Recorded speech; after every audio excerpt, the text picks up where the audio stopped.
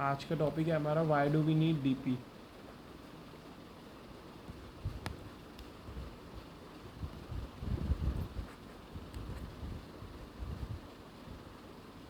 DP की जरूरत क्यों पड़ती है? डीपी को बॉटम अप अप्रोच नाम से भी जाना जाता है।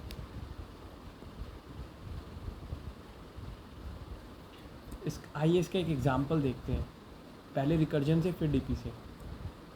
लेट्स से आपको किसी ने कहा फिब ऑफ 4 को या 5 को कंप्यूट कीजिए। फिब ऑफ एन में एन की वैल्यू 5 है। नाउ जब हम फिब ऑफ 5 को कंप्यूट करेंगे, इसका रिकर्जन ट्री कैसे बनेगा? फिबोनाची का आपको फॉर्मूला याद है कि अगर एन हमारा 1 से छोटा हो जाता है या 0 हो जाता है तो हम एन रिटर्न करा लेते हैं, नहीं तो हम n-1 प्लस n-2 करते जाते हैं।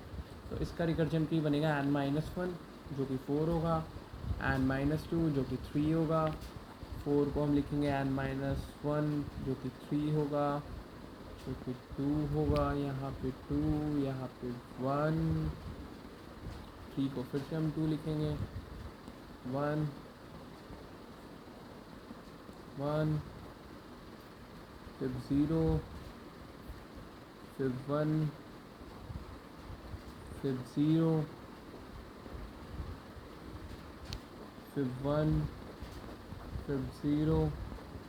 तो आपने देखा यहाँ पे हमारा जो कंप्यूटेशन है फिर 3 का एक बार यहाँ पे हो रहा है, एक बार यहाँ पे हो रहा है, फिर 3 हमारा 2 बार कंप्यूट हो रहा है। फिर 2 देखते हैं कितनी बार, 1 2 3, फिर 2 हमारा 3 बार कंप्यूट हो रहा है। फिर 1 1 2 3 3 4 5, 5 बार हमारा फिर 1 कंप्यूट हो रहा है। फिर 0 1 2 3, 3 बार फिर 0 आ रहा है हमारा। अब आप खुद ही देख रहे हैं हमारी कंप्यूटेशन कितनी ज़्यादा बढ़ती जा रही हैं।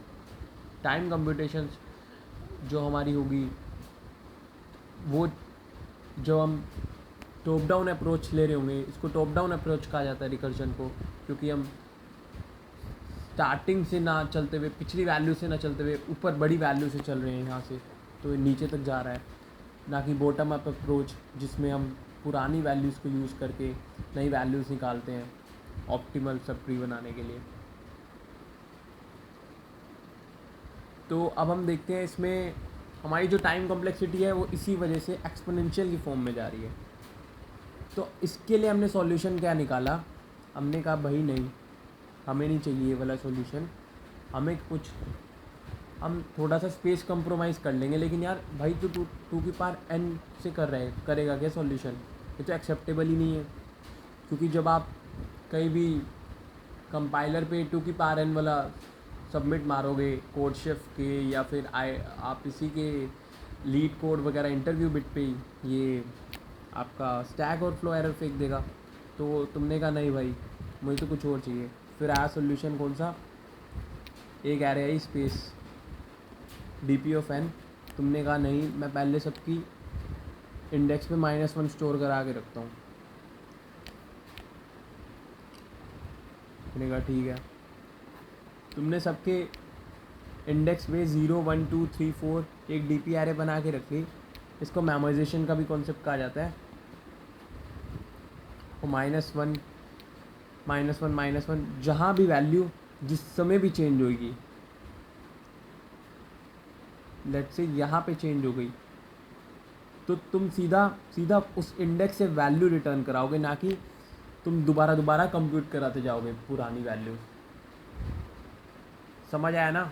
जहाँ भी वैल्यू बदली, लेट्स से इसकी वैल्यू बदली, इसको कंप्यूट बार बार नहीं करोगे तुम, यहाँ -1 इंडेक्स पे अपडेट कर दोगे कि हाँ भाई मेरी वैल्यू बदल गई है, तो यहीं से उठा ले।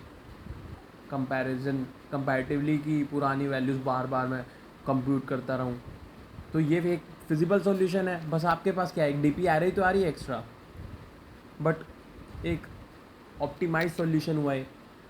उसमें आप क्या लॉजिक लगा रहे थे कि इफ़ n<=1 है तो रिटर्न n करे, else return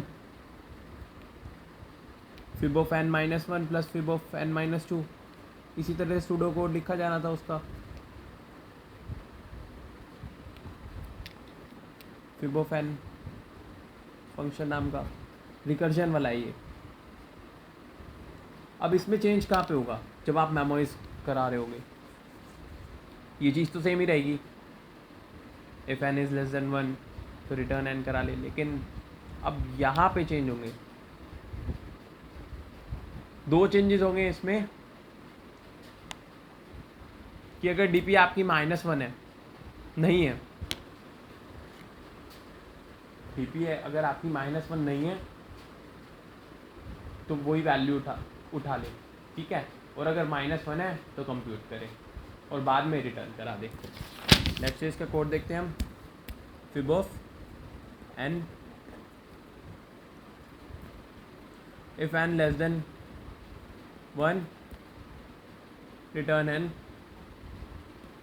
if dp of n not equals to -1 तो क्या कराओगे आप, रिटर्न ऑफ, यहाँ पे आप किसको रिटर्न कराओगे, dp ऑफ n को, एल्स कंप्यूट करोगे fib of n minus one plus fib of n minus two को, और लास्ट में रिटर्न करा दोगे जो आपकी डीपी आ रही होगी। आप इसको चाहे तो करके देख सकते हैं ड्राई रन। फिब ऑफ 4 ले लेते हैं, छोटा ले लेते हैं, फिब ऑफ 4 हमें कंप्यूट करना है। कैट से हमारी एक एरे है -1 -1 -1 हमने स्टोर करा के रख लिया। अब जब फिब 4 चलेगा तो क्या होगा, फिब 4 होगा तो फिब 3, फिब 2, फिब 3 चलेगा तो क्या होगा, फिब 2, फिब 1, फिब 1, फिब 0। इसका रिकर्जन ट्री ऐसे बन रहा था। तो जैसे ही आप फिब 2, फिब 1, फिब 0, फिब 4 गया, यहाँ पे हमारी वैल्यू आई 4, लेस देन 1 नहीं है, DPU 4 नोट 1 है, कंप्यूट करेगा 3 और 2 आया, 3 और 2 आया, 2 हमारा रिकर्सिव कॉल में जाएगा, 3 से पहले होगा, 3 हमारे पास फिब 3 को जाएगा 2 और 1, 2 और 1 के बाद 2 का 1 और 0, 1 और 0 इसको अब यहाँ पे मिल गया, तो ये क्या कर देगा, जैसे इसको 1 मिल गया तो यहाँ पे इसकी वैल्यू 1 कर देगा,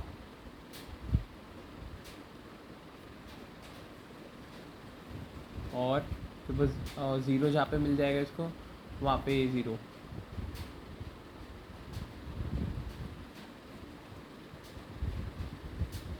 तो अब ये यहाँ पे रिटर्न करा देगा जब इसको वैल्यू मिल जाएगा।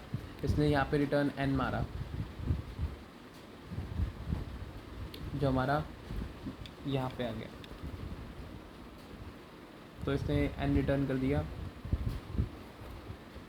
इस केस पे, जो कि वैल्यू हमारी थी, किसको रिटर्न करेगा, इस वाली कॉल को,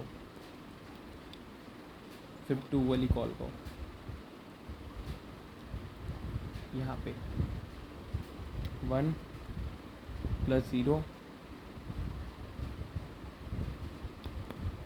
1, ये इसकी वैल्यू 0 1। अब ये वैल्यू यहाँ पे 1 अपडेट हो गई। अब जब फिब 3 की बारी आएगी, फिब 3 की बारी आएगी तो इसको क्या वैल्यू करेगा, 1 + 1 2। अब दोबारा से फिब 2 यहाँ पे इसको कंप्यूट करने की बात आई, भाई फिब 2 तो कंप्यूट हो गया, फिब 2 कंप्यूट हो गया ना, 1 आ गया ना हमारे पास।